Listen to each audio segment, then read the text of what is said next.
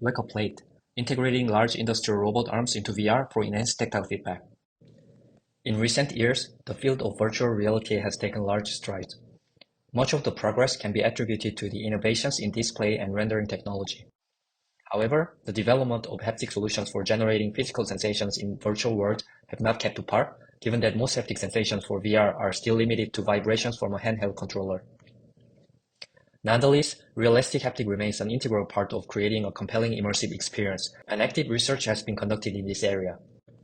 One of the approaches within this area is encounter-type haptics, where users are provided with haptic sensations through actuated physical environment. This project explores the possible use cases of grounded industrial robot arms in these encounter-type haptics. Using larger industrial KUKA robots make it possible to simulate sturdy and immovable objects like walls and floors. It also enables impact-based tactile interaction, where the robot arm needs to withstand fast-paced and high-force touch by the user, such as swinging a mallet.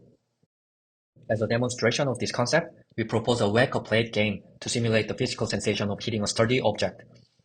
We built a digital twin of the robot arm's workspace in the VR environment with Unity 3D and HTC Vive VR devices, including head-mount display, handheld controller, and tracker.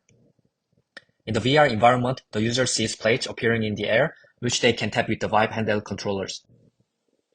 Once hit by the controller, the plate disappears and reappears in a different location. The main app was built in Unity 3D on a desktop PC, and multiple different platforms and protocols were connected together. KUKA robot arm talks to the main Unity app via Node.js server, conveying its current pose to the main app and receiving the movement command from the main app.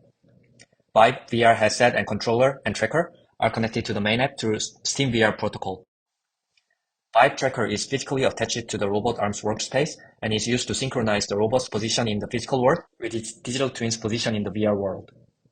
The load cell to detect user interaction runs on an Arduino board, and the sensor value is conveyed to the main Unity app through Express server. During the showcase, our demonstration received positive user feedback. The users enjoyed the precise mapping between the physical and virtual environment. As a result, they were able to hit these virtual plates' exact corresponding position in the physical world. On top of that, since the robotic arm is only present exactly where the active plate is, when users probed the area surrounding the active plate, they probed into empty space in the physical environment. This gave them a realistic illusion of having floating plates disappearing and reappearing in the air. There were also drawbacks, such as the short length and slow pace of the game due to safety reasons, and limited utilization of the load cell. Future studies developing on this project can include simulating interactions that are more complex, or even define the laws of physics by further utilizing the load cell. Some examples of this could be to simulate a heavy lever that only moves when a continuous force above a certain threshold is applied to it, or different kinds of buttons that are depressed only when a certain amount of force is exerted.